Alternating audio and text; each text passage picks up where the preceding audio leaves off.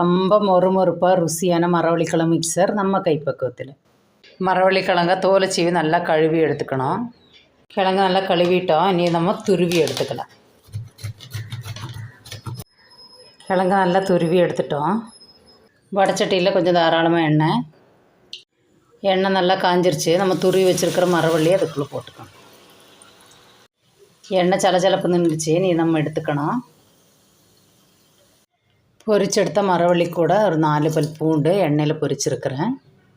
50 gram பொரித்த வேர்க்கடலை, கொஞ்சமாக பெருங்காயம், 50 கிராம் பொட்டுக்கடலை, 1/2 ஸ்பூன் மிளகாத்தூள், தேவையான அளவு பொடிப்பு, ஒரு கொத்து கருவேப்பிலை